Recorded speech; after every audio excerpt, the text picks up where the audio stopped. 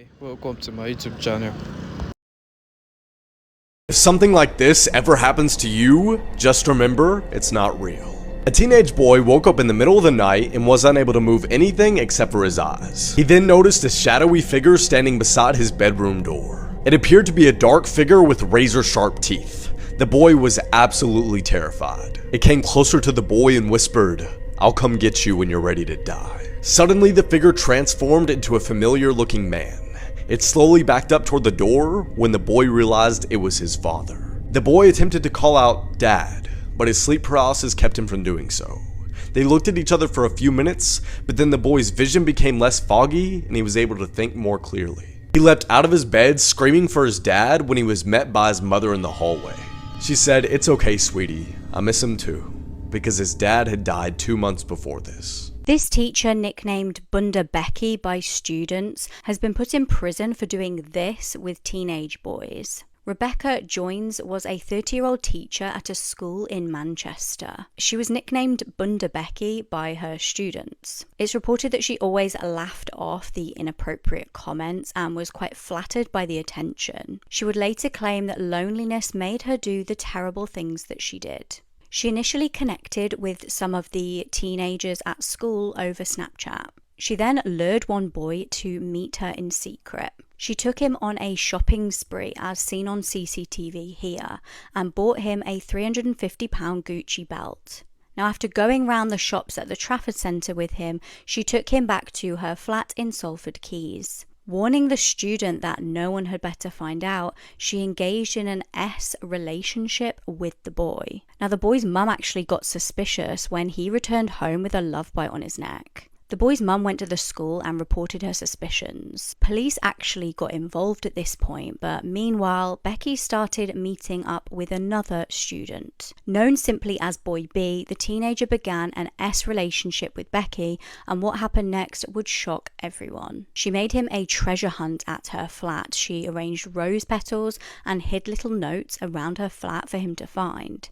The treasure hunt ended in a final present, a baby grow stating "best dad." She was pregnant with the teenager's baby. By now, police were involved, as I mentioned, and when she gave birth to the child, it was immediately taken off her. She was arrested for S activity with 2 children and was found guilty. She will spend 6.5 years in prison. These are the most haunted places on Earth. Part 1. The Whaley House is considered to be one of America's oldest and most haunted houses. The home used to belong to a man named Thomas Whaley. Since then, the house has been renovated into a museum, and many people have reported to have seen deceased members of the Whaley family, as well as a man whose life was ended in the house. Next, the Fairmont Banff Springs Hotel in Canada was built in 1888. Since then, however, the hotel's been known for being the home of several spirits, including a friendly bellman who people have named Sam, and a bride who allegedly fell down a flight of stone stairs on her wedding day. The White House has also been known for being haunted, and some of the earliest reports of ghosts being seen goes back to the 1800s. Some have said that they've seen former presidents haunt the halls, including Andrew Jackson and Abraham Lincoln, while others have seen Thomas Jefferson playing violin in the Oval Office. And lastly, the Island of the Dolls, located just outside of Mexico City, is reported to be where a man named Julian Barrera spotted a drowned girl washed ashore and her spirit began to haunt him, until he decided to hang dolls that he collected from garbage dumps all around the island to please her spirits. He collected thousands of dolls over 50 years until he passed away, leaving behind these creepy, rotting dolls to guard the island. Melina Fratellin, the daughter of now convicted Luciano Fratellin.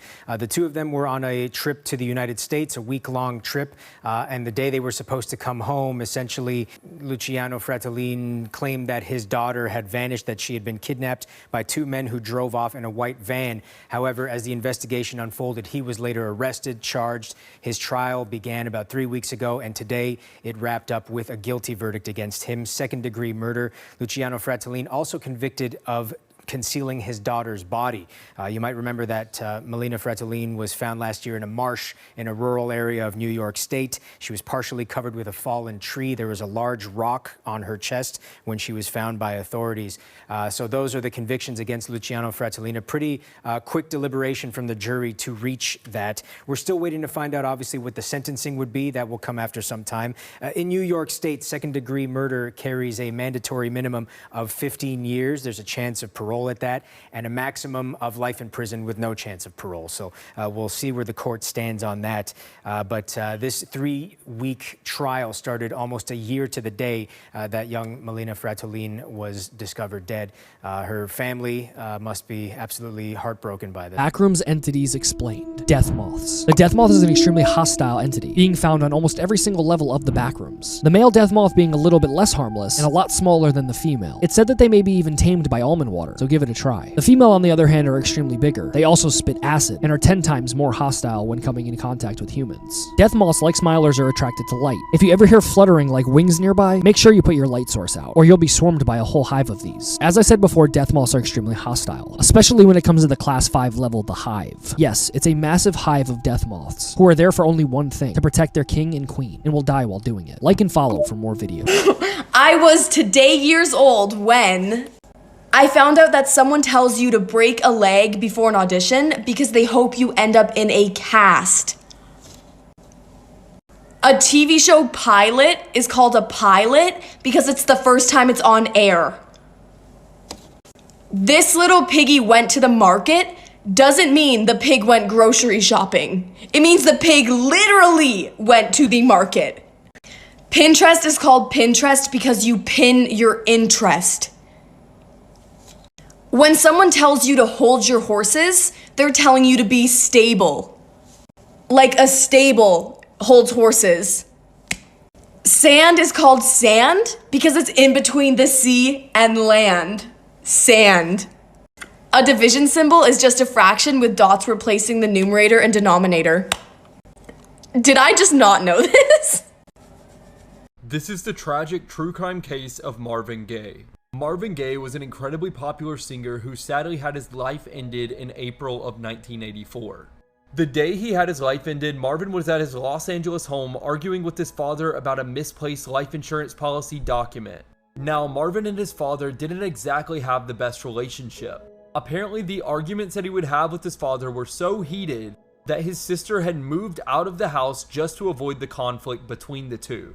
Now, before I continue, let me give some context to what's about to happen. Apparently, Marvin was paranoid after an alleged assassination attempt. So in Christmas of 1983, Marvin gave his father a firearm to protect the family just in case someone tried to attack them. Now back to April of 1984, Marvin and his father fought for hours over the missing insurance document. And eventually this altercation became physical, with Marvin kicking his father. Shortly after the kick, Marvin's father took the firearm that Marvin had given him the previous Christmas and used it to deliver a fatal shot that would end Marvin's life. After the shot, family members that were in the house started to scream with terror. Shortly after the shot, Marvin was taken to the hospital and it was determined that he was no longer alive. This was just a day before his 45th birthday. Marvin's father was arrested after this incident, but he claimed self-defense. He also claimed that he did not even know that the firearm was loaded and said, quote, "I didn't mean to do it." He pleaded no contest to a voluntary manslaughter charge and was given a 6-year suspended sentence with 5 years of probation. 5 facts that could one day save your life. Number 1, if a service dog ever approaches you without its owner, follow them and do it quickly because potentially you can save someone else's life. Number 2, if your house ever smells like fish for absolutely no reason, this means there's an electrical fire and you need to leave immediately. Number 3, if you are in a foreign country and need to call for help but don't know the emergency number, call 112. It's the international emergency number and will immediately connect you to a helpline. Number 4, if a tornado ever looks like it's not moving, this means it's actually moving towards you, so run. And number 5, if you ever feel like someone is following your car, you want to take 4 right turns and eventually that will make a circle, and if they're still behind you, that means they're following you. And don't drive home, just call the This is horrific. A 12-year-old boy in a California middle school has just collapsed and died during PE class. The boy's outraged aunt said that he was being forced to run laps in 90-degree heat for wearing the wrong gym clothes. She claimed that Joshua started to feel ill and began reaching out to the teacher, saying that he needed some water and that he couldn't breathe. She continued saying that when his teachers wouldn't pay attention, he started to try and tell the other kids. But regardless, his condition became more dire and he passed out on the field at around 11 a.m. Emergency services quickly arrived on the scene, but he was soon pronounced dead at a nearby hospital. Now, his official cause of death has not yet been confirmed, but an autopsy is being carried out to get to the bottom of it. So, of course, as always, I'll keep you guys updated. Kyle Plush had reached into the back of his Honda Odyssey for his tennis gear when the third row seat flipped over, pinning him against the floor. He was trapped, his chest compressed, unable to escape. But Kyle had his phone. He managed to call 911, and in his first call, he desperately pleaded, "I'm stuck inside my van in my school parking lot. I'm going to die here."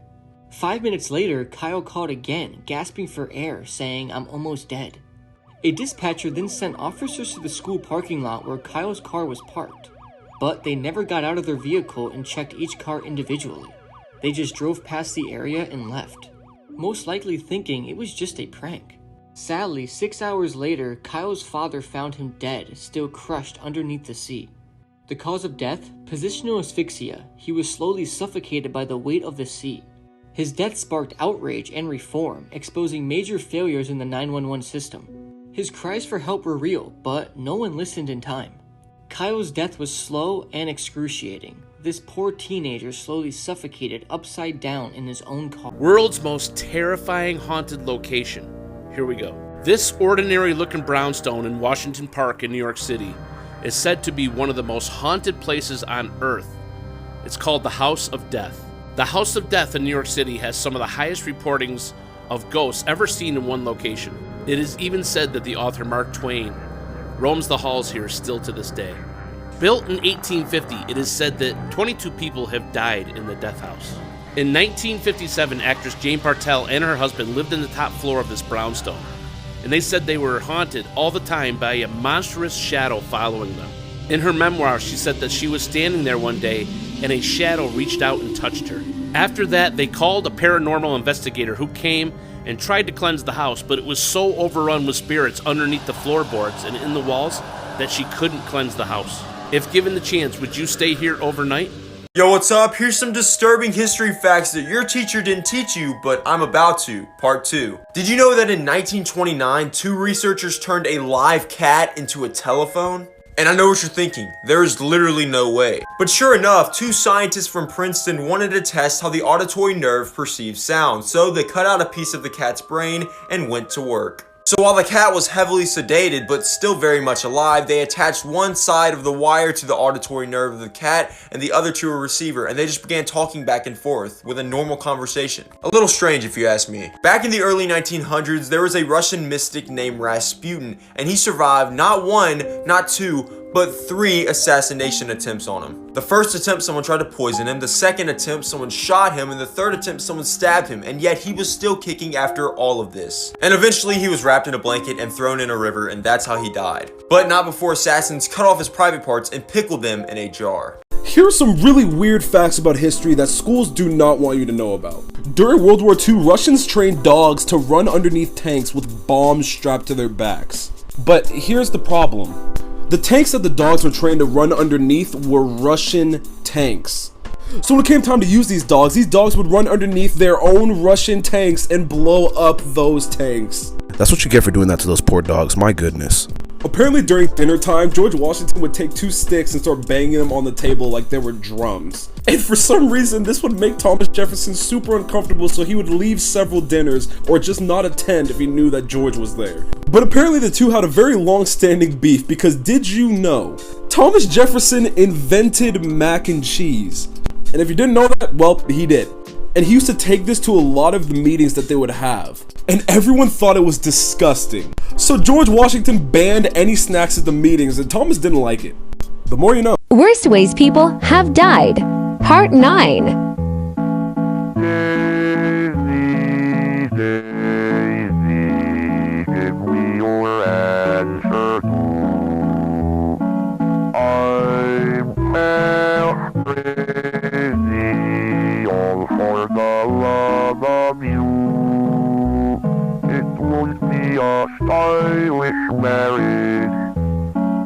Idaho's one of those strange places that people don't really go to.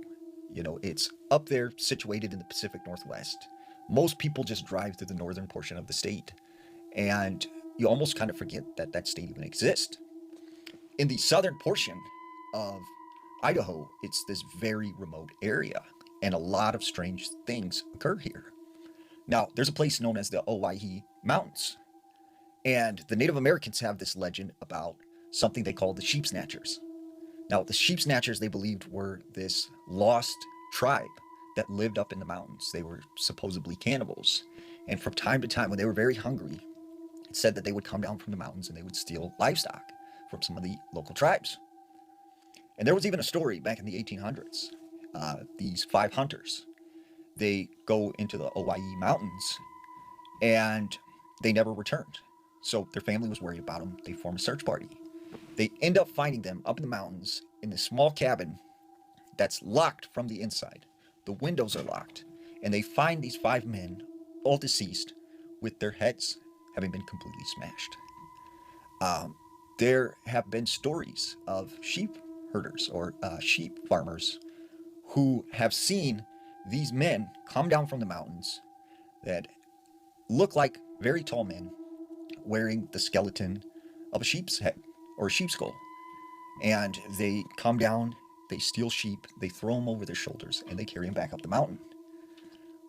Do you have any strange stories from Idaho? This is the most horrific and unsettling case I've ever covered. This is the case of Jennifer Doherty and the Greensburg Six. This case takes place in Greensburg, Pennsylvania, which is a smaller city of about 15,000 people that was generally considered safe. 30-year-old Jennifer lived about 10 miles away in Mount Pleasant. Jennifer was sweet-natured and kind, she loved to dance, and she was very trusting with everyone who she encountered. A big part of Jennifer being able to trust so easily and not pick up on social cues is because she had some mental disabilities. These disabilities prevented Jennifer from being able to keep up with her peers in school, at least in the academic sense. So although Jennifer had a good life at home with her family, when she went to school she was bullied quite heavily. Kids would do things like push her and put gum in her hair. Despite the ridicule, Jennifer consistently chose kindness and compassion. And with the love and support from her family, Jennifer did become quite independent. For instance, she would take the bus all by herself from Mount Pleasant to Greensburg. In Greensburg, she would attend various appointments like dentist appointments and even go to the community center. And it was at that community center that Jennifer finally thought that she made friends. These supposed friends were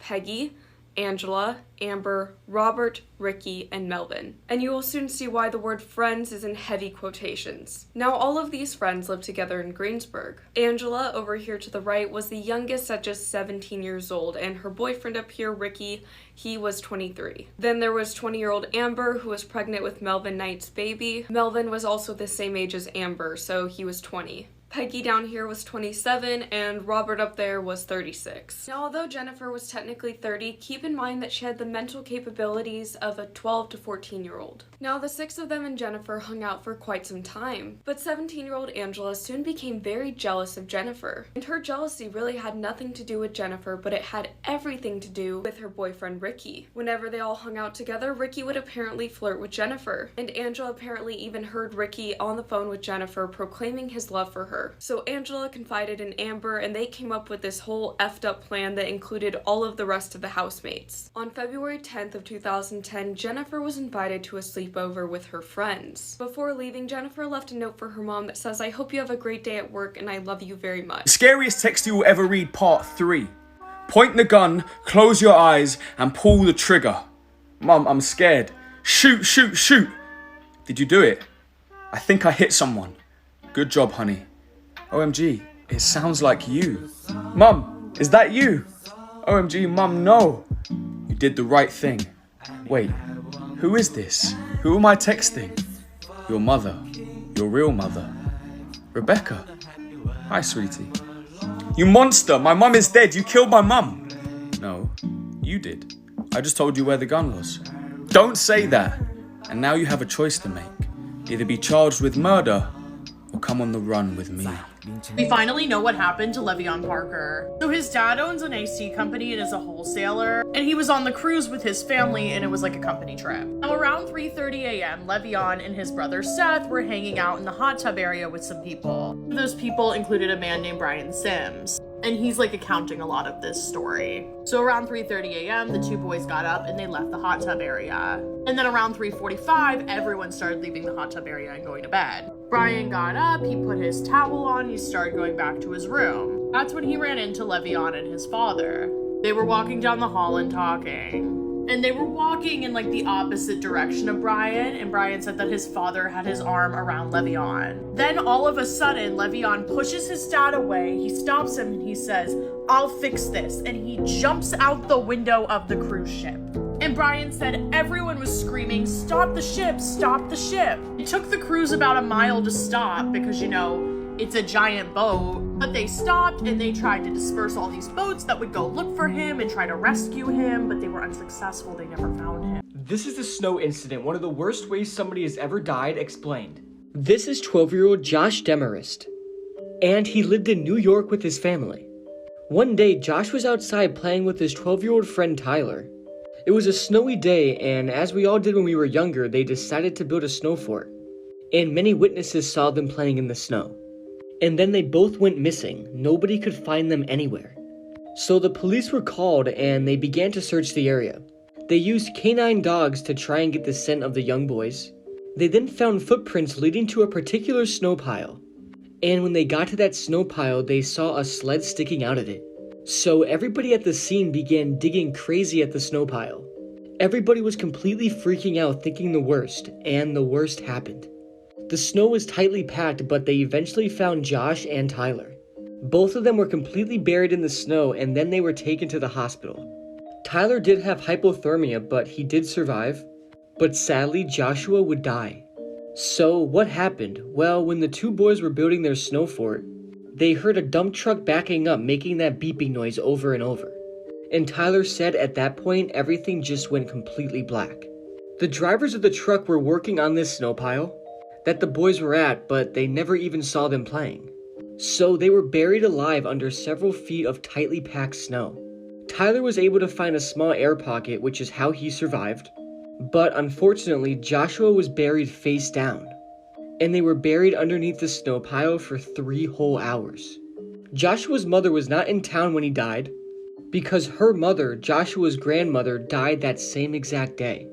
The snowbank where Joshua died was then turned into a temporary memorial, and I just can't believe this happened. This is absolutely horrifying, and this is definitely one of the worst ways to go. I feel so bad for Joshua, and especially his mother, and may he... How many times have you woken up in the middle of the night and you'll see a pile of clothes, but to you it appears as like a shadow person or, you know, a man standing there. But then when you do a double take and look back, it's a pile of clothes. What if I were to tell you that actually was a spirit? You were seeing a ghost, but your mind, right, in order to make sense of what you just seen, found something similar for you to focus on to give you the illusion that, right, you didn't see a ghost. We see ghosts all the time, we just don't realize it. There was a girl, and one day she's laying in her bed. When she looks up, her eyes kind of adjust, and she sees a man standing at the foot of her bed. But when she rubs her eyes again, she looks closer. It's just a pile of clothes. Every night, right, she wakes up and she keeps thinking that pile of clothes is a person. But she realizes, you know, it's just a pile of clothes, so she starts just not paying it any attention. Then one night she wakes up, she sees the pile of clothes, thinks it's a person, and realizes, I have to get up and go to the bathroom. So when she gets out of bed and she walks towards this pile of clothes, she kind of pushes on it. But that's when she realizes she is feeling a chest. And she could feel like arms, and she could feel the muscle on the arms. And she realizes, like, wait a second, there is a person standing there. And when she runs over to her door and turns the light on, it's just a pile of clothes there. She goes and, you know, throws the clothes down. There's nothing there. So, you see, we could be seeing spirits all the time. We're just not fully aware to it because our mind is trying to rationalize for us and keep us from experiencing anything supernatural. I am so sick of this story. Have you heard of the lost colony of Roanoke? Yeah, I have, and it's the worst mystery on the planet. All those poor settlers in the first English colony, they just disappeared without a trace. I quite literally did leave a trace carved into a tree. Croatoan, a cryptic message, a mysterious clue left by the settlers, if only we knew what it meant. But we know exactly what it meant. Croatoan was the Native American name for Hatteras Island, which is just south of Roanoke. And get this, Croatoan is home to the Croatan people who we know that the Roanoke settlers were allied with when they got there. You want me to believe that these two groups coexisted together? Yeah, that's exactly what I'm saying, actually. And as of this year, we actually have mountains of archaeological evidence to prove it, showing that the Roanoke settlers lived alongside the Croatan people on Croatoan Island, which is why I just made a deep dive into all the evidence that lay this mystery to rest once and for. This girl got cut into 2,000 pieces, and this is a massive trigger warning. On January 19th, 1996, the mutilated remains of Diao Aquing, who disappeared 9 days prior, were found across multiple locations in China. Her body had been dismembered into over 2,000 pieces. The case remains unsolved, and it's one of the most notorious crimes in Chinese history. On January 10th, 1996 in the evening, Diao and her college roommate were punished for the illegal use of an electric appliance. After a conflict with the dormitory management, she left the building and did not return. Diao was last seen alive wearing a red coat with a black lining. She was reported missing, but her family was not notified by the authorities until January 19th. The discovery of Diao's remains in the winter of January 19th was first reported by a sanitary worker. Initially, he thought it was pork, so he brought it home for food. And while preparing the meat for himself, 3 human fingers were found in it. The worker then reported the discovery to the police, and they confirmed they were human fingers. Human remains in plastic-wrapped packages were eventually discovered across 8 locations around the university, including at a stadium, entrance gate, hospital, and along roadsides. The police later confirmed that the scattered remains were of Diao's and informed her father to visit Nanjing. Between January 20th and 30th, Diao's head and clothes were found. More than 2,000 human remains were recovered. Diao's head and internal organs were boiled for several days. Crucial organs including the heart, liver, and spleen were never found. The forensics team was only able to identify the remains as belonging to a female through the analysis of body hair and muscle tissue. Relatives of Diao were able to identify her through a mole on her right cheek. A senior officer involved in the case described the killing as really cruel, which in my opinion is a nice way to put it. The officer also added that the pieces of flesh were dissected with high precision, only achieved by an individual with great understanding of anatomy. Police concluded that the murderer must have been a professional butcher or surgeon. Teachers and students then became the subject of investigation. 2 suspect profiles were brought up, including a single physical fit middle-aged male. However, the university department could not find any individuals that matched the characteristics of the profile.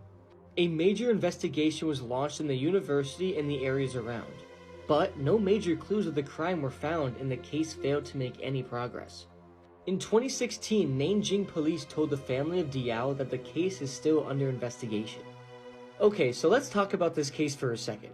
If the killer was never found and he had the skill to dissect somebody into 2,000 pieces, and never get caught with it, don't you think he might be a serial killer? And if he was, how many more people do you think he murdered after Diao? The dedication and skill, and honestly the obsession to cut somebody into 2,000 pieces and not get caught with it is crazy. This person could be walking around the streets of China today doing the same things to other people that he did to Diao. The thought of that is absolutely disturbing and made Diao